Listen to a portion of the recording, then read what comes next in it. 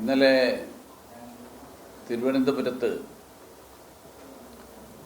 RSSന്റെ സർസംഘചാലക് ശ്രീ മോഹൻ ഭാഗവത് നടത്തിയ പ്രഭാഷണ പരിപാടിയിൽ കേരളത്തിലെ 3 സർവകലാശാലകളുടെ വൈസ് ചാൻസലർമാർ പങ്കെടുത്തത് വലിയ അപരാധമാണ് എന്നുള്ള തരത്തിലുള്ള ഒരു പ്രസ്താവന മുഖ്യമന്ത്രിയും പ്രതിപക്ഷ നേതാവും നടത്തിയതായിട്ട് ശ്രദ്ധയിൽപ്പെട്ടു.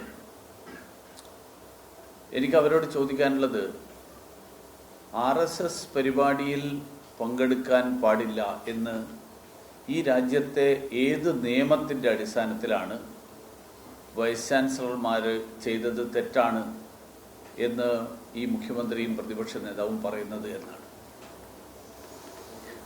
RSS നിരോധിക്കപ്പെട്ട സംഘടനയാണോ? അല്ല. ഈ രാജ്യത്ത് ഒരു സ്ഥലത്തും RSS നിരോധിക്കപ്പെട്ടിട്ടില്ല. കേരളത്തിലെ സർവകലാശാല ചട്ടങ്ങളോ വിദ്യാഭ്യാസ നിയമമോ RSS പരിപാടിയിൽ വൈസ് ചാൻസലർമാർ പങ്കെടുക്കാൻ പാടില്ല എന്ന് പറയുന്നുണ്ടോ? ഉണ്ടെങ്കിൽ അവർ വ്യക്തമാക്കണം.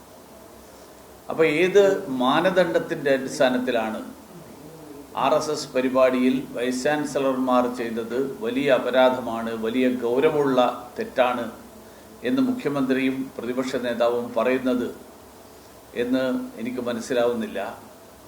ആ കാര്യം മുഖ്യമന്ത്രിയും പ്രതിപക്ഷ നേതാവും വിശദീകരിക്കണം. ഒരു കാര്യം ഞാൻ മുഖ്യമന്ത്രിയുടെയും പ്രതിപക്ഷ നേതാവിനും അറിയുന്നൊരു കാര്യം, അത് അവരുടെ ശ്രദ്ധയിൽ ഒരിക്കൽ കൂടി പെടുത്തുകയാണ്. കാരണം ഈ രാജ്യത്തെ പ്രധാനമന്ത്രി, ഈ രാജ്യത്തെ നിരവധി കേന്ദ്രമന്ത്രിമാർ, നിരവധി സംസ്ഥാനങ്ങളിലെ ഗവർണർമാരുൾപ്പെടെയുള്ള ആളുകൾ, മുഖ്യമന്ത്രിമാർ, ഇവരൊക്കെ RSSുമായിട്ട് അടുത്ത ബന്ധം പുലർത്തുന്ന ആളുകളാണ്. RSSന്റെ സ്വയം സേവകനാണ് എന്ന് അഭിമാനിക്കുന്ന ആളുകളാണ്. കാരണം ഈ രാജ്യത്തെ ഏറ്റവും വലിയ ഒരു സന്നദ്ധ സംഘടന എന്നുള്ള നിലയിൽ, ഒരു വോളണ്ടറി ഓർഗനൈസേഷൻ എന്നുള്ള നിലയിൽ ലോകത്തിലെ തന്നെ ഏറ്റവും വലിയ ഒരു സംഘടനയായിട്ട് ഇന്ന് RSS മാറിയിട്ടുണ്ട്. നമുക്കെല്ലാവർക്കും അറിയാം, കമ്മ്യൂണിസ്റ്റ് പാർട്ടിയും RSSും ഒക്കെ ഏതാണ്ട് ഒരേ കാലഘട്ടത്തിൽ ഈ രാജ്യത്ത് പ്രവർത്തനം തുടങ്ങിയ പ്രസ്ഥാനങ്ങളാണ്. ഇന്ന് കമ്മ്യൂണിസ്റ്റ് പാർട്ടികളുടെ സ്ഥിതി എന്താണെന്ന് നമുക്കെല്ലാവർക്കും അറിയാം.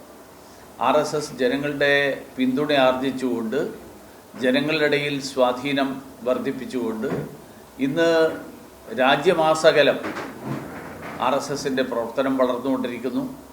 കമ്മ്യൂണിസ്റ്റ് പാർട്ടി അവരുടെ ആശയം, ആ ആശയം പിന്തുടരുന്ന ആളുകളുടെ എണ്ണം ഓരോ ദിവസം കഴിയുന്തോറും ക്ഷയിച്ചുകൊണ്ടിരിക്കുകയാണ്.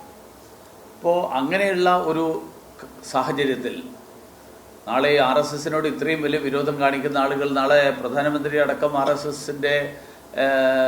RSSുമായിട്ട് ബന്ധമുള്ള ആളാണ് എന്നുള്ള നിലയിൽ കാണണ്ട എന്ന് വെക്കുമോ? കാരണം പ്രധാനമന്ത്രി നരേന്ദ്രമോദി പറഞ്ഞത് RSSന്റെ 100 വർഷത്തെ രാഷ്ട്രസേവനം സമാനതകളില്ലാത്തതാണ് എന്നാണ് അദ്ദേഹം കഴിഞ്ഞ സ്വാതന്ത്ര്യദിന പ്രസംഗത്തിൽ അദ്ദേഹം പറഞ്ഞത്. ഇന്ത്യയുടെ സേവനത്തിനായി സമർപ്പിതമായിട്ടുള്ള RSS ലോകത്തിലെ ഏറ്റവും വലിയ NGO ആണ് എന്നൊക്കെയാണ് പ്രധാനമന്ത്രി നരേന്ദ്രമോദി പറഞ്ഞത്. അങ്ങനെ പറഞ്ഞ ഒരാളെ ഞങ്ങളിനി കാണില്ല എന്ന് പ്രതിപക്ഷ നേതാവോ മുഖ്യമന്ത്രിയോ ഒക്കെ തീരുമാനമെടുക്കുമോ? അപ്പോൾ ഈ നിരവധി, ഇപ്പോൾ ഈ വർഷം RSSന്റെ 100 വർഷത്തെ പ്രവർത്തനം, RSSന്റെ പ്രവർത്തനം 100 വർഷത്തിലെത്തിയിരിക്കുന്ന ഒരു സാഹചര്യത്തിൽ RSS രാജ്യവ്യാപകമായിട്ട് നിരവധി പരിപാടികൾ സംഘടിപ്പിക്കുന്നു. പല സ്ഥലങ്ങളിലും RSSന്റെ സർസംഘചാലക് നേരിട്ട് പോയിട്ട് ആ പരിപാടികളിൽ കാര്യങ്ങൾ വിശദീകരിക്കുന്നു. RSSനെ കുറിച്ചിട്ടുള്ള യഥാർത്ഥ ചിത്രം അവതരിപ്പിക്കുന്നു. ചോദ്യങ്ങൾ, സംശയമുള്ള ആളുകൾക്ക് ചോദ്യങ്ങൾ ചോദിക്കുന്നു, അതിന് മറുപടി പറയുന്നു. അതിൽ ഇതാദ്യമായിട്ടല്ല വൈസ് ചാൻസലർമാർ. ജാമിയ മിലിയ സർവകലാശാലയുടെ വൈസ് ചാൻസലർ മഹസർ അലി ആസിഫ്, അദ്ദേഹം ഈ 100ാം വാർഷികത്തോടനുബന്ധിച്ചിട്ടുള്ള പരിപാടിയിൽ പങ്കെടുത്തിട്ടുണ്ട്. ഇതുപോലെയുള്ള നിരവധി വൈസ് ചാൻസലർമാർ. ശ്രീ VD സതീശൻ്റെ പാർട്ടിയെ നമുക്കറിയാം. ഈ നാട്ടിൽ ജനാധിപത്യം ഇല്ലാതാക്കി നൂറുകണക്കിന് ആളുകളെ, ആയിരക്കണക്കിന് ആളുകളെ അറസ്റ്റ് ചെയ്ത് ഒരു തരത്തിലുള്ള കോടതി നടപടികളോ വിചാരണയോ നടത്താതെ ജയിലിലിട്ട ഒരു പാർട്ടിയാണ്. അടിയന്തരാവസ്ഥ കാലം നടപ്പിലാക്കിയ അങ്ങനെ ഒരു പാർട്ടിയാണ് ശ്രീ വി ഡി സതീശൻ്റെ പാർട്ടി.